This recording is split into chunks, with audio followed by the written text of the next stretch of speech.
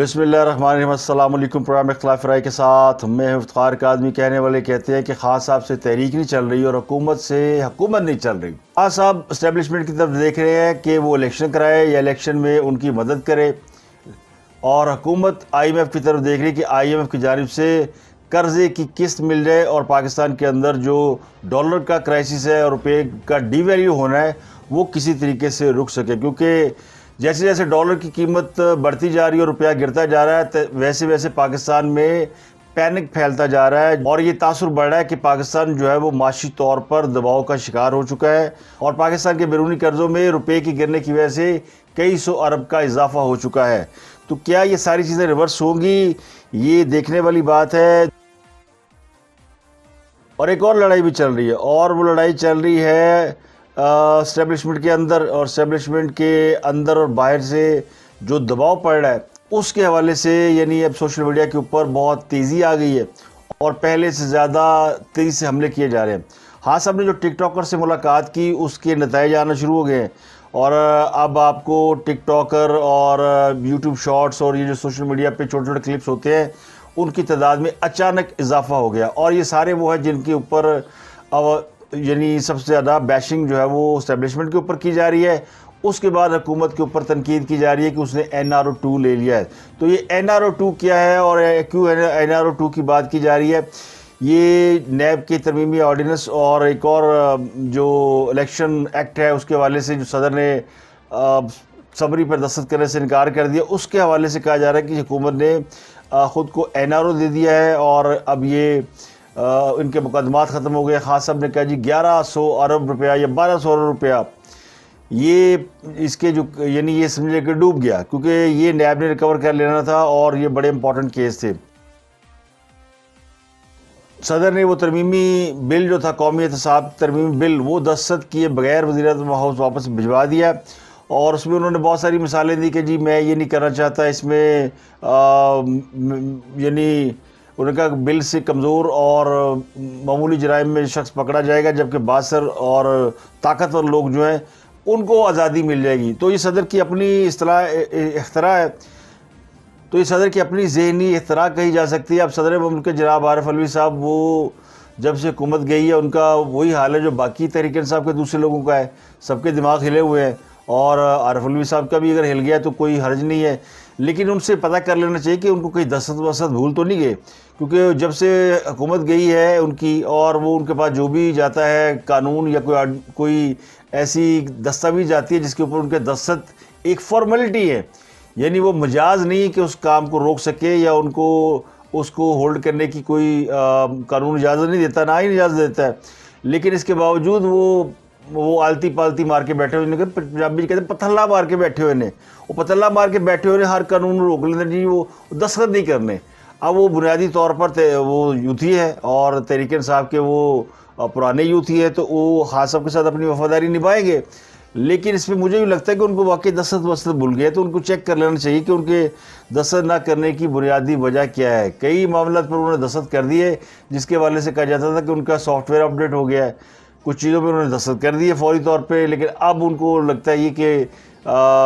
وہ جو بنیادی آئیڈیالوجی ہے تحریک انصاف کی اس کے خلاف وہ نہیں جا رہے۔ تو اسی طرح ہاں صاحب نے بھی کہا جی کہ قوانین میں ترمیم کر کے جرائم پیشہ مافیا کو NRO2 دیا جا رہا ہے، اور انہوں نے کہا جی PDM جماعت قومی میں آئی اس لیے کہ خود کو NRO دے سکیں، اور نیب قوانین کے زیر تحت جو ہے اب یعنی زیر تفتیش ادارے 1100 ارب روپے یعنی وہ ریکور نہیں کر پائیں گے، یہ نیب کے دائرہ اختیار سے نکل گئے۔ وہ اصل میں ان کیسز کا حوالہ دے رہے ہیں جو کیسز شریف فیملی کے خلاف ہے، جو کیسز زرداری فیملی کے خلاف ہے، ان کا خیال ہے کہ اب زرداری اور اس کیسز سے کیونکہ اب نیب کا جو قانون تبدیل ہو رہا ہے اس کے مطابق نیب جو ہے وہ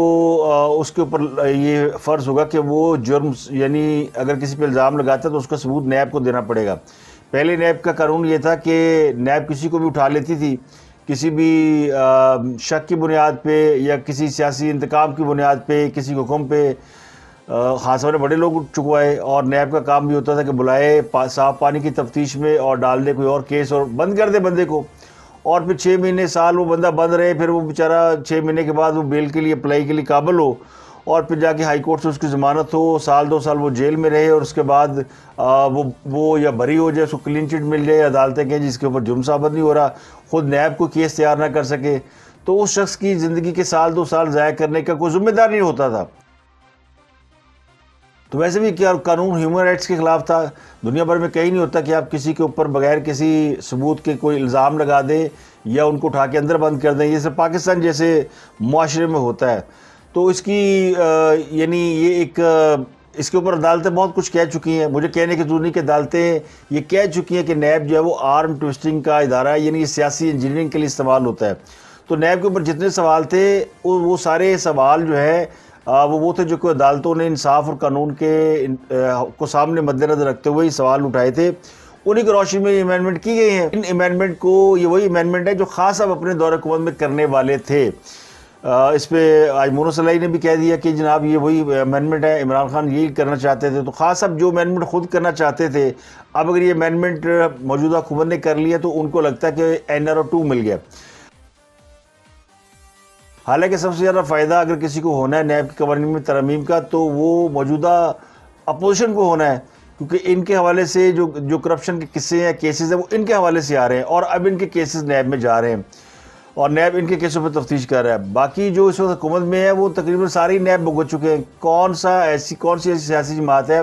جس نے نیب کو فیس نہیں کیا؟ پیپل پارٹی، مسلم لیگ نون، ANP، JUI فیس، یہ سب لوگ نیب کو بھگت چکے ہیں، اور نیب کی قید میں کئی مہینے کئی سال رہ چکے ہیں۔ خورشید شاہ نے بہت زیادہ قید کاٹی، حمدہ شہباز آلموسٹ 2 سال نیب کی تحویل میں رہے، شہباز شریف 2 بار نیب کی تحویل میں رہے، Ahsan Iqbal, you name anybody, اور پھر بہت سی بیوروکریسی، بہت سے لوگ۔ اب نیب کے حوالے سے جو اصل پرابلم یہ تھی،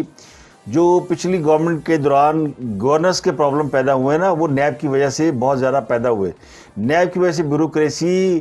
کوئی کام کرنے کو تیار نہیں تھی، اور جتنے بھی وہ معاملات جن کے اندر رقم کا لین دین انوالو ہوتا تھا، اس سے بیوروکریسی وہ ڈر گئی تھی۔ اس لیے پچھلے دور حکومت میں نہ LNG ٹائم پہ خریدی گئی، نہ LNG کے معاہدے ہوئے، نہ پیٹرولیم کے بر وقت معاہدے ہوئے، تو بہت سارے کرائسس جو پیدا ہوئے وہ بیوروکریسی کے ریلیکٹنٹ ہونے کی وجہ سے پیدا ہوئے۔ بیوروکریسی ڈر گئی، انہوں نے کہا ہم وہ کام ہی نہیں کرتے جس پہ کل نیب بلا کے ہمیں اندر کر دے اٹھا کے کہ جواب دو، اور یہ سرکاری معاملہ جو ہوتے ہیں ان کے اندر بہت سارے لوپ ہولز بھی ہوتے ہیں، تو انہوں نے اس کے اوپر کام کرنا چھوڑ دیا۔ تو اب یہ بیوروکریسی کو اس معاملے سے اگر آپ نہیں نکالیں گے تو پھر حکومت نہیں چلے گی، جیسے خاص صاحب کی حکومت نہیں چلی۔ اب میں آتا ہوں اس موضوع کے اوپر جو کہ میں آپ کے ساتھ ڈسکس کرنا چاہتا ہوں۔ وہ موضوع یہ ہے کہ آج کل بہت سے لوگوں کو یہ تکلیف ہو رہی ہے، اور وہ دکھ ہے کہ خان صاحب کی حکومت چلی گئی اور اب جو نئی حکومت آئی ہے ڈیلیور نہیں کر پا رہی، اس کے پاس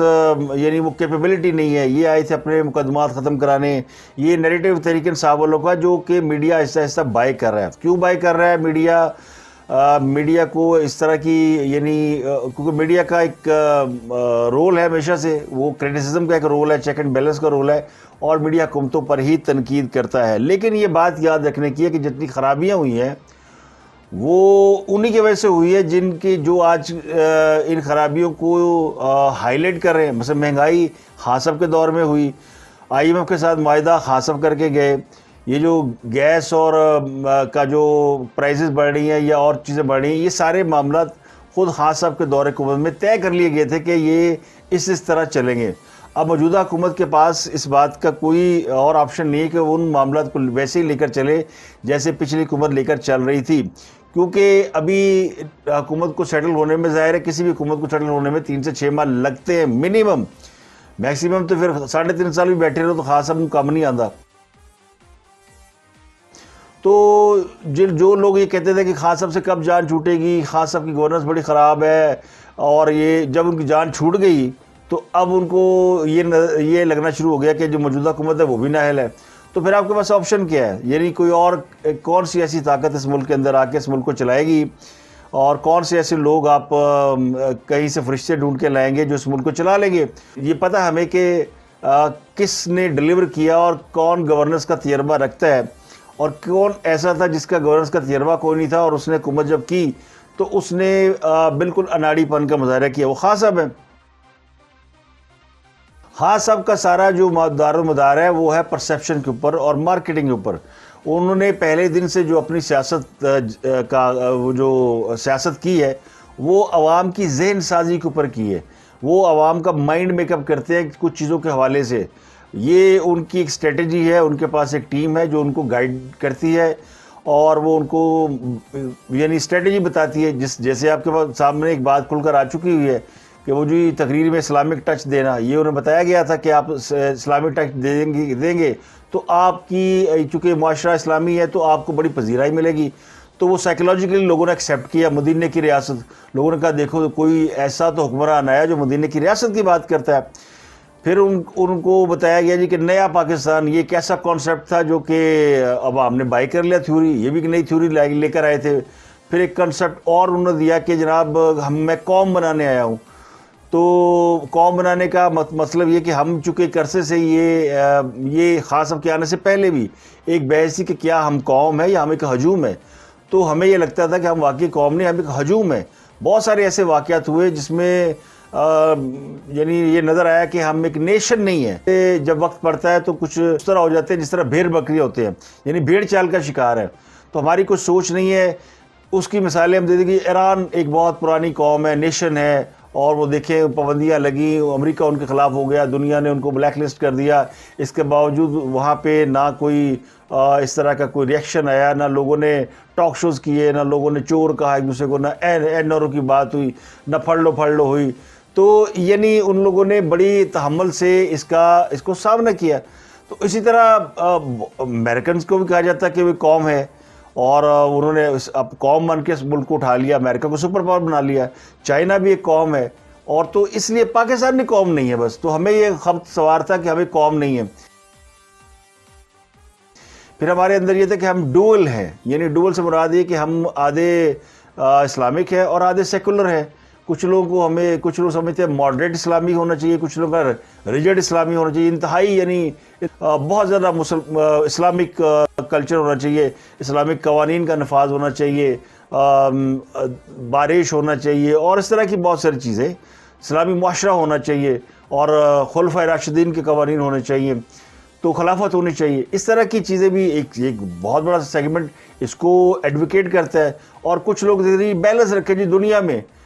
میں ہوتا ہے ویسے بیلنس رکھے, یعنی تھوڑا ماڈرن بھی رہیں اور تھوڑا جو ہے وہ اسلامک بھی رہے. تو اسلامک لبرل کہہ لیں. وہ ابرار کا گانا نا, نچ پنجابن نچ, تھوڑا جو ہے انگریزی پنجابی میوزک دا ٹچ, وہ اس طرح کا یعنی یہ ٹچ تھا.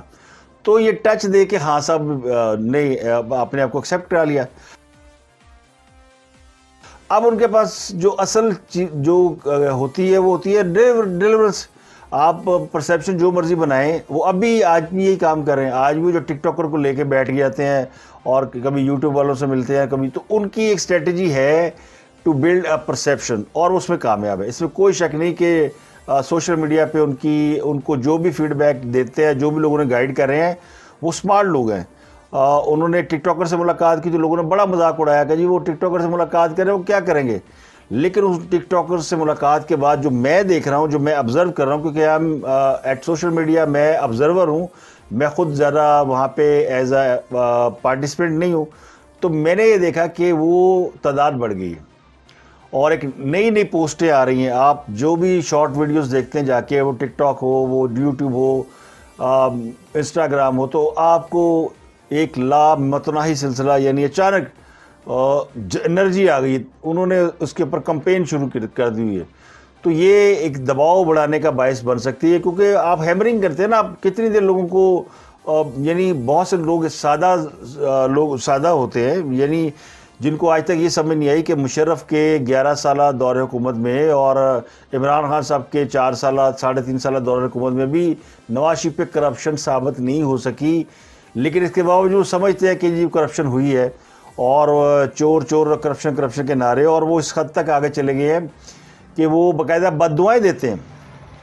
اور یہ بد دعا تو ہمارے تو مذہب میں نہیں ہے, لیکن جب وہ دیتے ہیں تو اس طرف ان کا ذہن نہیں جاتا کہ ہم کیا کر رہے ہیں. ہم کسی کو مرنے کی دعا دے رہے ہیں, کسی کو برباد ہونے کی دعا دے رہے ہیں. تو کیوں دے رہے ہیں؟ وہ جی وہ چونکہ ہمارا ملک لوٹ کے کھا گئے اس لیے وہ مر جائے، اللہ کرے مر جائے۔ تو اس طرح کی جو سوچ ہے یہ بھی ایک خطرناک سوچ ہے، اور اسی سوچ کو لے کے اب اس کو دیکھ کے لگتا ہے کہ یہ جو ذہن سازی ہے نا، یہ کوئی اس کو فار گرانٹیڈ نہیں لینا چاہیے۔ یہ سب سے خطرناک مرحلہ ہے، حکومت ہو یا نہ ہو، لیکن خاص اب جو لوگوں کے ذہنوں کو جو وہ انہوں نے کیپچر کیا ہوا نا، ہیپناٹائز کیا ہوا ہے، اور وہ اس کے اوپر مسلسل کام کر رہے ہیں۔ وہ دیکھیں وہ ان کا لانگ مارچ ہو نہ ہو اور ناکام ہو جائے، اس سے کیا ان کو فرق پڑا ہے، لیکن وہ جو ان کی جو اپنی اسٹریٹجی ہے ٹوورڈز، پہلے ترجمان رکھے ہوئے تھے کہ سب کو چور چور بول، تو 40 بندے رکھے ہوئے تھے، پھر یوٹیوبرز، پھر یہ ٹک ٹاکر، پھر اور سارے جو انفلوئنسر ہوتے ہیں، تو اب بھی ان کے اوپر ان کا فوکس ہے اور اس پہ مسلسل کام کر رہے ہیں، اور وہ اپنا پرسیپشن یا ذہن سازی کا کام جاری رکھے ہوئے ہیں۔ اس کے بعد ہی پھر آپ دیکھیں کہ کوئی ایشو بھی آتا ہے تو وہ اس ایشو کو اپنے حق میں کرنے میں کامیاب ہو جاتے ہیں۔ جیسے مہنگائی ان کی لائی ہوئی ہے، لیکن اب وہ مہنگائی کے اوپر وہ مخالفین کے اوپر چڑھے ہوئے ہیں کہ دیکھیں ہم نے تو سارا کچھ ٹھیک کیا ہوا تھا، ان سے مہنگائی ان سے سنبھل نہیں رہی ہے۔ پھر اب وہ یہ جو نیب کی قوانین میں ترمیم ہے، جو خود خاص اب کرنے والے تھے اور جو جس کے اوپر طے ہو چکا تھا کہ یہ امینڈمنٹس ہوں گی، اس کے اوپر اب وہ پھر ان کی دکان چمک رہی ہے کہ NRO2 لے لیا جی، اور وہ ان کے کہنے کی دیر ہوتی ہے، اور وہ بیچارے جو چھوٹے چھوٹے یوٹیوبرز اور 25-25 ہزار میں لوگ بھرتی کیے ہوئے ٹک ٹاکر، تھوڑی تھوڑی تنخواہیں مل گئی ہے نا، یعنی سب کو پیسے تو مل رہے ہیں، تو ان کو وہ فوراً ایک پوسٹ بناتے ہیں۔ وہ پہلے ویلے بیٹھے تھے، پہلے پوسٹ بناتے تھے فنی، اب وہ ایک پوسٹ بناتے ہیں اور وہ NRO2 لکھتے ہیں یا کچھ اور لکھتے ہیں تو سینڈ کر دیتے ہیں، یعنی وہ بری زمہ بھی ہیں کہ میں نہیں، یہ لوگ کر رہے ہیں۔ یعنی فوج کے اوپر جو کرٹیسزم ہو رہا ہے اور جو بہت زیادہ باتیں کی جا رہی ہیں، ان کو سب سے زیادہ ہیمر کیا جا رہا ہے جناب باجوہ کو، ان کو وہ فل ٹارگیٹ ہے۔ تو اگر اتنی آپ کو حکومت سے نکلنے کے بعد مایوسی ہے یا دکھ ہے، تکلیف ہے، تو جا کے گوڑے پھاڑ لو۔ لوگ بھیج رہے ہیں نا اب صلح صفائی کے لیے، تو خود چلے جائیں، گوڑے پکڑ لیں گے، باجوہ صاحب جناب غلطی ہو گئی، اب ہم آپ پرانے دوست ہیں جناب، ملتے ہیں۔ تو ہر گزرتے وقت کے ساتھ اپوزیشن جو ہے وہ یہ بلڈ کر رہی ہے کہ اسٹیبلشمنٹ اس وقت حکومت کے ساتھ ہے، تو یہ تاثر خاص اب قائم کر رہے ہیں، تو یہ تو حکومت کے لیے فائدہ مند ہے کہ ہوا جو ہے پھر وہ ان کی چل رہی ہے اور ساؤنڈ ہے، اور پھر رہے گی اور کام کرے گی اور سوتے آگے بھی رہے۔ تو دوسری طرف جو لوگ ہیں جن کے اندر وہ اینٹی اسٹیبلشمنٹ سوچ کو مضبوط کر رہے ہیں، وہ خطرناک ہے۔ وہ یہ بتا رہے ہیں کہ جو کچھ ہو رہا ہے یہ فوج کی وجہ سے ہو رہا ہے، اور یہ جو مہنگائی ہے، طوفان ہے، اور ملک دیوالیہ ہونے والا تھا یا سازش ہوئی، ان سب میں فوج انوالو ہے۔ تو یہ اس کے اوپر اگر یعنی اس کو جو 5th جنریشن وار کی بات کرتے ہیں نا، 50 کہ جی ہو رہی ہے، وہ اب ہمارے اندر بہت زیادہ پھیلی ہوئی ہے، اور ادارے کو تقسیم کرنے کی بھی کوشش کی جا رہی ہے، وہ تو پہلے دن سے جاری ہے۔ اب فوج کا چونکہ فوج ایک اسٹرانگ منظم ادارہ ہے، تو اس کے اندر درار ڈالنا اتنا آسان نہیں ہے۔ یوتھی آج مل رہے ہیں خان صاحب سے، جو ریٹائرڈ فوجی ہیں، بندہ پوچھو تھا کی کام ہے خان صاحب نے، لیکن وہ مل رہے ہیں، اور ان کو ظاہر یہ وہ ہے جو کہ خان صاحب کے بڑے ڈائی ہارڈ فین ہیں۔ اب یہ وہ لوگ ہیں جو کہ خود تو فوج سے ریٹائر ہو گئے ہیں، لیکن ان کے بچے، بھائی، بھتیجے، رشتہ دار، فوجیوں کی فیملی فوج میں جاتی ہے زیادہ تر،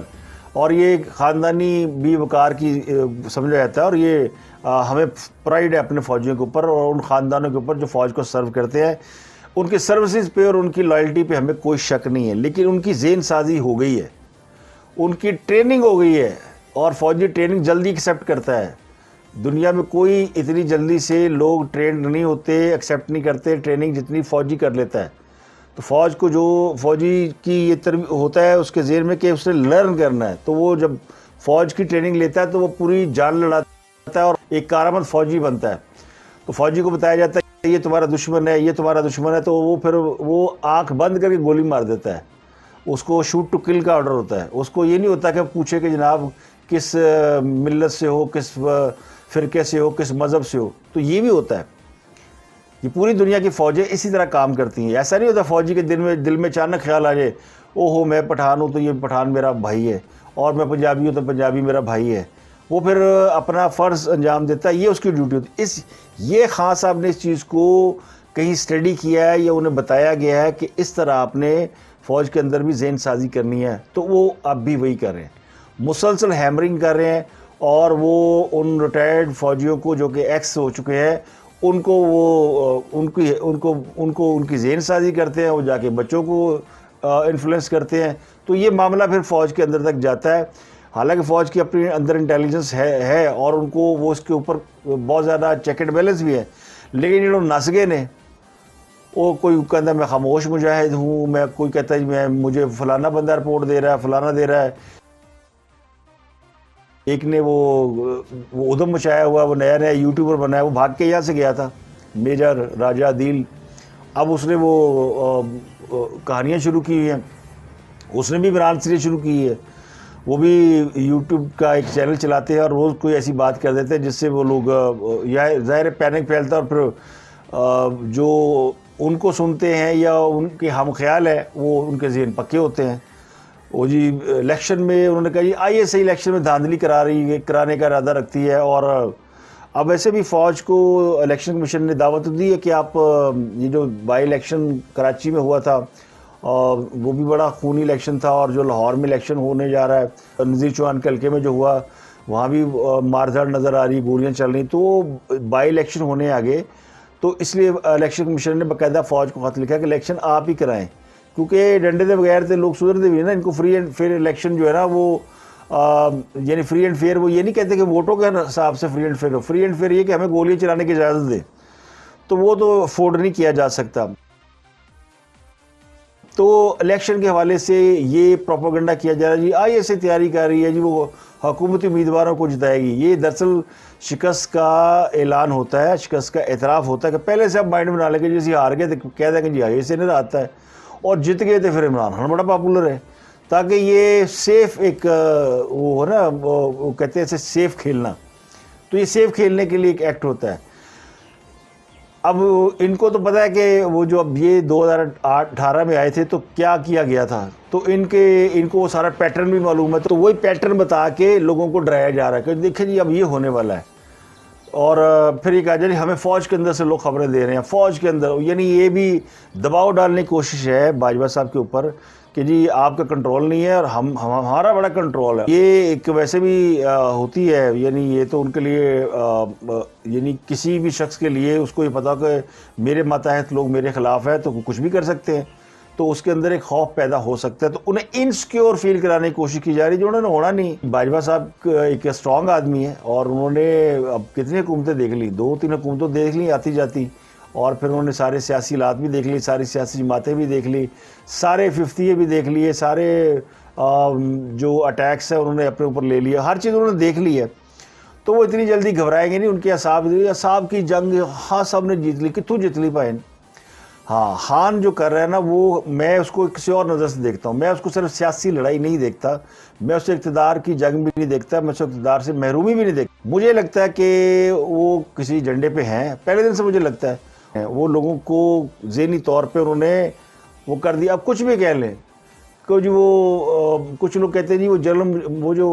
مجیب الرحمان تھا وہ بھی یہی کرتا تھا، تو میں یہ نہیں شیخ مجیب، تو میں یہ نہیں کہتا کہ شیخ مجیب کی طرح وہ کر رہے ہیں، لیکن کم و بیش اسی طرح کی ایک چیز ہے کہ آپ نے قوم کے اندر اتنی ڈویژن پیدا کر دی ہے۔ اب ہمیں یعنی بہت سے لوگ ایسے ہیں جن کو لگتا ہے کہ وہ نہیں ہے جو خان صاحب کو مانتے ہیں وہ دوسروں کو نہیں مانتے، اور جو دوسروں کو مانتے ہیں وہ خان صاحب کو نہیں مانتے، تو یہ ایک سیاسی نہیں ہے، یہ نظریاتی بھی نہیں ہے، یہ کچھ یعنی یہ ایک ایسی تقسیم ہے جس کو آپ کیا نام دیں گے کہ جس کے اوپر جس کی وجہ سے ملکوں میں لکیریں کھینچی جاتی ہیں، جس کی وجہ سے بٹوارے ہو جاتے ہیں، یہ وہ تقسیم ہے۔ تو اللہ نہ کرے کہ اس طرح کی ہو، لیکن وہ تو کوشش کر رہے ہیں، وہ تو لگ رہا ہے کہ وہ ذہن سازی یعنی کیا ضرورت تھی ٹک ٹاکر کو بلا کے کہ جی آپ اس طرح کی کمپینیں چلائیں، تو یہ وہ اپنے طور پہ جو خود کر رہے ہیں، موٹے موٹے کام خان صاحب نے اپنے ہاتھ میں لیے ہوئے نا، یہ کام کوئی بھی ان کا بندہ کر سکتا تھا، کوئی بندہ ملتا فواد چودھری مل لیتا ٹک ٹاکر سے کہ یہ کر دو، وہ خود خان صاحب ملتے ہیں، کیونکہ خان کے اندر ایک صلاحیت ہے کہ وہ لوگوں کو باتوں سے باتیں سمجھا بھی لیتے ہیں اور ان سے کام بھی لے لیتے ہیں، اور صرف حکومت چلانی نہیں آئی، کبھی وہ چلانی آندی اور نیت ٹھیک ہوتی تو آج پاکستان کا یہ حشر نہ ہوتا۔ باجوہ صاحب گئے ہیں, انہوں نے جا کے دانیال عزیز کی اجازت کی ہے, جنرل قمر جاوید باجوہ. تو یہ بھی خان صاحب کے لیے خان صاحب کے اس نیریٹو کو اور زیادہ مضبوط کرتا ہے جس میں وہ کہتے ہیں جی حکومت اور اپوزیشن جو ہے, حکومت اور فوج اسٹیبلشمنٹ ایک پیج پر ہیں, اور ہمیں تو انہوں نے نکالا, ہماری انہوں نے مدد نہیں کی, اب وہ نیوٹرل ہو گئے یا فلانا ہو گئے. تو وہ یہ تاثر دے کے لوگوں کو ایک طرف سے یعنی ان کے ذہنوں میں یہ ڈال رہے ہیں کہ جو کچھ تاڑے ہو رہا ہے, جو کچھ بھی جس کو سمجھ لے کہ جی چورانو مل رہے ہیں, جا کے کون مل رہے ہیں, باجوہ صاحب مل رہے ہیں, فوج کے لوگ مل رہے ہیں. تو جی دیکھو اسٹیبلشمنٹ چورانو لی ہوئی ہے. تو یہ جو ایک بیانیہ ہے نا, یہ ایک خوفناک جنگ ہے جس میں ذہن سازی کی جاتی ہے. اب اس کو روکا کیوں نہیں جا رہا؟ جو اصل سوال پوچھنے کا ہے کہ اس کو کس نے روکنا ہے اور کس طریقے سے روکنا ہے. کیا اس کو پولیٹیکل روکا جائے گا؟ کیا اس کو اسی طرح یعنی قومی سلامتی کے منافی قرار دے کر جس طرح پہلے ہوتا تھا اس طرح روکا جائے گا؟ یہ تو اب ان کا کام ہے, جن کا کام ہے اسی کو ساجے. لیکن میں اس کے حق میں نہیں ہوں کہ آپ اس کو اتنا ہارڈ لائن لیں, لیکن اس کو ضرور اس کے اوپر تحقیق و تفتیش ہونی چاہیے. ویسے قومی سلامتی کمیٹی کا ایک اجلاس ہو رہا ہے اور بڑا اہم اجلاس ہے جو کہ قومی اسمبلی کے ہال میں ہوگا, یہ اگلے 2-3 روز میں ہوگا. اس میں بہت ساری چیزیں جو ہے نا وہ سامنے آنے والی ہیں, اور اس میں ایک اور امپورٹنٹ بات جو ہے نا وہ یہ ہے کہ یہ فیصلہ کیا جائے گا کہ کیا وہ جو سائفر بھیجا گیا تھا جس کو خان صاحب کہتے ہیں جی کہ یہ سازش تھی, اس کے اوپر کوئی کمیشن بنانے کے لیے حکومت انیشیٹو لے, یعنی فیصلہ کرے. ویسے وہ چاہتے تو یہ لوگ کہ یہ کٹا کھل جائے گا, کوئی فائدہ نہیں, خان صاحب جھوٹ بول رہے ہیں. بیانیے جو ہے نا وہ ہوتے ہی لوگوں کو متاثر کرنے کے لیے, ان کی ذہن سازی کے لیے, ووٹ کو عزت دو بھی ایک بیانیہ ہے, اور سازش ہو گئی یہ بھی ایک بیانیہ ہے, نیا پاکستان بھی ایک بیانیہ ہے. اور بیانیہ پھر وہ ہو جاتے ہیں, یہ پولیٹیکلی لوگوں کو موٹیویٹ کرنے کے لیے اور ان کو اپنے ساتھ جوڑنے کے لیے ایک سلوگن دیا جاتا ہے, اور پھر ساڈے ور کے سادہ لوگ جو ٹرک کی بتی کے پیچھے لگ جاتے ہیں, آوے آوے آوے آوے. تو یہ جن لوگوں کو آج اس بات کا درد ہے کہ موجودہ حکومت ڈیلیور نہیں کر پا رہی, اور ان کو یہ سوچنا چاہیے کہ پھر انہوں نے 3.5-4 سال عمران خان کی مخالفت کیوں کی, پھر وہ خان صاحب پہ تنقید کیوں کرتے رہے, پھر وہ خان صاحب کی گورنر میں سے خامیاں کیوں نکالتے رہے. انہیں چاہیے تھا پھر خان صاحب کو سپورٹ کرتے, خان صاحب کو کامیاب کرتے, پامے نیت جیسی بھی سی. تو انہوں نے یہ دیکھ لیا کہ تمام تر کوششوں کے باوجود خان صاحب کی گورننس اپ ٹو مارک نہیں تھی, اور آج جن کے اوپر یعنی ہم بیشنگ کر رہے ہیں, ان کو برا بلا کہہ رہے ہیں, تو پھر آگے ہمارے پاس آپشن کیا ہے؟ پھر اسی کوئی اصلی یعنی حقیقی معنوں میں کوئی امپورٹڈ گورنمنٹ لے آئیں, جن کو اب موجودہ حکومت کو تو امپورٹڈ گورنمنٹ آپ کہتے ہیں, لیکن اگر یہ بھی ناکام ہو گئے تو پھر آگے راستہ کیا ہے؟ تو یہ سوال میں آپ کے لیے چھوڑے جا رہا ہوں کہ کیا تنقید ہونی چاہیے, مہنگائی پہ بات کریں, فلانے پہ بات کریں. اب بات کرنے کے لیے آپ کے پاس مخالفت برائے مخالفت نہیں ہونی چاہیے, اور یہ بھی نہیں ہونا چاہیے کہ آپ صرف اس لیے بات کریں گے جی آپ بڑے نیوٹرل صحافی ہیں اور آپ نہ ادھر کے نہ ادھر کے. جی مہنگائی ہوئی تو اب آپ کو اگر حقائق کا نہیں پتہ تو پھر تو آپ بن جائیں وہ جو کہ نیوٹرل صحافی ہوتے ہیں, لیکن اگر آپ کو حقائق کا پتہ ہے تو پھر آپ چیزوں کو انالیسس کرتے ہیں, بتاتے ہیں. ہمیں تو پتہ ہے کہ جناب معاہدہ IMF کا کس نے کس سے کیا. خان صاحب نے دانستہ IMF کے پاس وہ نہیں گئے تھے, یہاں سے پرابلم شروع ہوئی, سال لیٹ کیا اور آپ فائنینشیل کرنچ میں چلے گئے. وہ کرنچ ابھی تک ختم نہیں ہو رہا. یہ کس نے پیدا کیا؟ تو جس نے دیوار کی وہ اینٹ جو ٹیڑھی رکھی نیچے, اس کو تو پکڑیں. تو تنقید کریں گے اس صورت میں کہ اگر یہ جو نئے معمارن نے پاکستان ہے اگر یہ ٹھیک نہ کر پائے تو پھر انہوں نے بھی خیر نہیں کی. لیکن ایسے نہیں کہ جی میری دکان نہیں چل رہی, میں تعریفہ کراں گا تو میری دکان نہیں چلے گی, میں تنقید کروں گا تو میری بڑی دکان چلے گی. تو ایسا نہیں ہوگا. تو آج کے لیے اتنا ہی. اپنا گردنوا کے لوں گا. خیال رکھیے.